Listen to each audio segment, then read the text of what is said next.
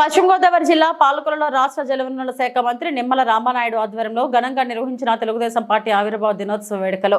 ఎన్టీఆర్ ఆవిర్భావ దినోత్సవ వేడుకల్లో ఎన్టీఆర్ విగ్రహానికి పూలమాల వేసి ఘనంగా నివాళులర్పించారు. ప్రభుత్వ ఆసుపత్రిలో రోగులకు పండ్లు, రొట్టె, పాలు అందజేశారు. నాడు ఎన్టీఆర్ అమలు జరిపిన సంక్షేమ పథకాలు నేడు ప్రపంచమంతా ఆదర్శంగా నిలిచాయన్నారు. జాతీయ స్థాయిలో కాంగ్రెస్ ఇతర పార్టీలను కూడుకట్టి నేషనల్ ఫ్రంట్ ఏర్పాటు చేసి చైర్మన్ గా వ్యవహరించిన ఎన్టీఆర్ ను ఆదర్శంగా తీసుకుని చంద్రబాబు అనేక సంక్షేమ పథకాలు, సంస్కరణలతో మంచి పాలన సాగిస్తున్నారన్నారు. చంద్రబాబు చరిత్రలో ఆంధ్రప్రదేశ్ రాష్ట్రం నిలిచిపోయేలా అమరావతి రాజధాని, పోలవరం ప్రాజెక్టు, పరిశ్రమల ఏర్పాటు ద్వారా ఉద్యోగ, ఉపాధి అవకాశాలు కల్పించనున్నారు.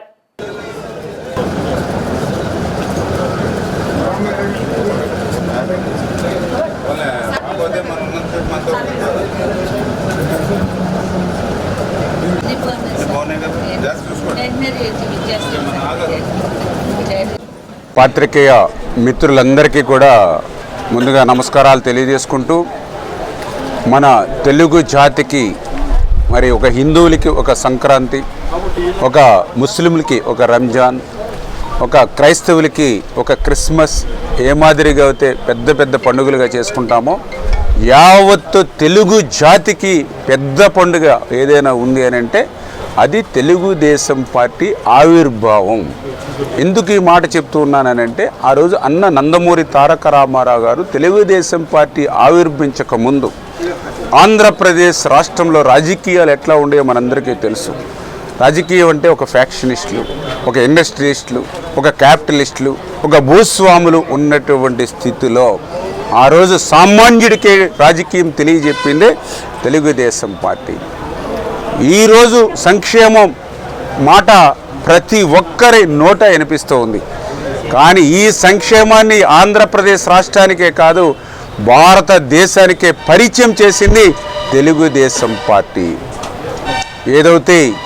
మరి ఆ రోజు మరి కిలోకి 2 రూపాయల బియ్యం కానీ, మున్సిపల్ కర్ణ వ్యవస్థ రద్దు కానీ, మరి మండల వ్యవస్థను ఏర్పాటు చేయడం కానీ,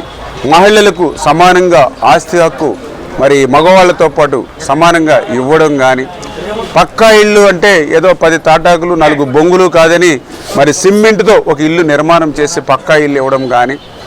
పెన్షన్ అంటే ఏదో ఉద్యోగస్తులకు కాదు, ఎవరైతే వృద్ధులు, వితంతులు, దివ్యాంగులు ఎవరైతే ఉన్నారో 35 రూపాయలతో పెన్షన్ ఈ యొక్క రాష్ట్రంలో ప్రారంభించడం కానీ, ఇవన్నీ తెలుగుదేశం పార్టీతోటి. వీటన్నిటికీ మించి బీసీలు సమాజంలో సగం ఉన్నారు, వాళ్ళకి మరి రిజర్వేషన్ రాజకీయ పరంగా ఇవ్వాలి, రాజకీయంగా వాళ్ళకి పదవులు ఇస్తే వాళ్ళ సామాజిక వర్గాన్ని వాళ్ళే ముందుకు నడిపించుకు తీసుకోగలుగుతారు అనేటువంటి ఉద్దేశంతో దేశ చరిత్రలో ఎక్కడ లేని విధంగా స్థానిక సంస్థల్లో 34% బీసీ రిజర్వేషన్ కానీ ఇట్లా చెప్పుకుంటూ పోతే ఒక మార్పు అనేది తెలుగుదేశం పార్టీ ద్వారానే తెలుగు జాతిలో ప్రారంభమైంది. అంతకుముందు తెలుగు జాతి అంటే ఒక సాంబారీలని, తెలుగు జాతి అంటే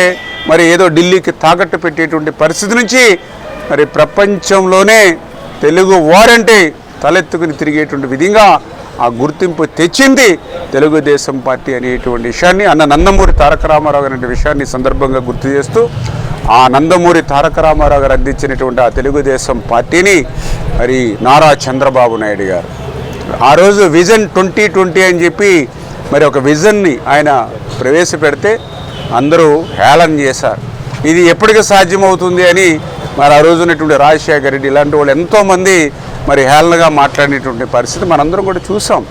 కానీ ఏదైతే ఆ రోజు చంద్రబాబు నాయుడు గారు తీసుకొచ్చిన విజనే ఈవేళ ఒక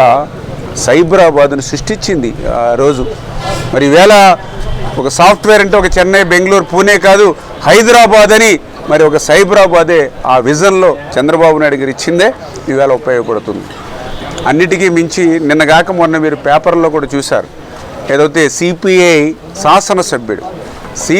శాసనసభ్యుడు సాక్షాత్తు మాట్లాడుతూ ఆ రోజు మరి చంద్రబాబు నాయుడు గారు ఏ ఇజము లేదు, ఉన్నదల్లా ఏదైతే పబ్లిక్ అనేటువంటి విషయం చెప్తే ఏ ఇజం లేదంటే మాకు కూడా కోపం వచ్చేది. అంటే ఆ రోజు కమ్యూనిజం లేదు, లేకపోతే ఆ ఇజం లేదని ఆయన చెప్తే కోపం వచ్చేది. ఇప్పుడు వాస్తవం ఆయన టూరిజము ఆమె ఒక ఇజం అని చెప్పాడు. ఇప్పుడు నిజంగా పెట్టుబడి పెట్టక్కర్లేకుండా తక్కువ పెట్టుబడితో ఎక్కువ ఫలితాలు వస్తున్న టూరిజం తోటి చంద్రబాబు నాయుడు గారే కరెక్ట్ అని నిన్న కూడా మరి తెలంగాణ సిపిఐ ఎమ్మెల్యే మరి చంద్రబాబు నాయుడు గారి విజన్ గురించి మాట్లాడారంటే ఒక్కొక్కటి అంటే ఆయన ఒక డ్వాక్రా వ్యవస్థను మహిళలు తమ కాళ్ళ మీద తాము నిలబడాలి, చిన్న చిన్న అవసరాల కోసం భర్త తండ్రి పిల్లవాడి మీద ఆధారపడడం కాదనేటువంటి ఒక డ్వాక్రా వ్యవస్థని ప్రపంచ చరిత్రలో మరి ఈ యొక్క తెలుగు జాతిలో ఈ రాష్ట్రంలో తీసుకొచ్చినటువంటి విషయం కానీ, ఏదైతే మరి మహిళలకు మరి రిజర్వేషన్లు ఉద్యోగాల్లో కానీ విద్యలో కానీ అందించేటువంటి విషయంలో కానీ, దీపం పథకం ద్వారా వాళ్ళు ఆరోగ్యాన్ని కాపాడాలని ఉచితంగా గ్యాస్ ఆ రోజు దీపం పథకంలో కనెక్షన్లు ఇవ్వడం, ఈరోజు ఉచితంగా 3 సిలిండర్లు ఇవ్వడం కానీ, ఇట్లా ఒక విప్లవాత్మకమైనటువంటి మార్పులతోటి మరి చంద్రబాబు నాయుడు గారు కూడా ఆ రోజు శ్రీకారం చుట్టారు. రేపు రాబోయేటువంటి రోజుల్లో కూడా చరిత్రలో నిలబడిపోయేటువంటి విధంగా ఆంధ్ర రాష్ట్రం మరి ఆ రోజు విభజనకు గురైనప్పుడు కనీసం రాజధాని ఎక్కడుందో కూడా చెప్పకుండా విభజన జరిగినటువంటి పరిస్థితుల్లో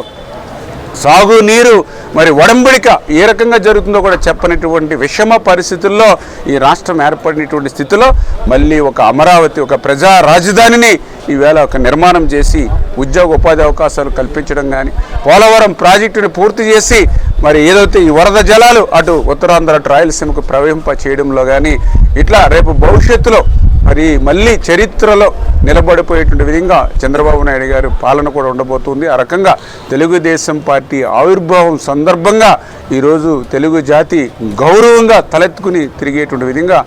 చేసినటువంటి తెలుగుదేశం పార్టీ మరి ఆవిర్భావ దినోత్సవ వేడుకల్ని ఈవేళ మరి పెద్ద ఎత్తున మన పాలకొల్లు నియోజకవర్గంలో నిర్వహించుకున్నామని చెప్పి మీ ద్వారా అందరికీ కూడా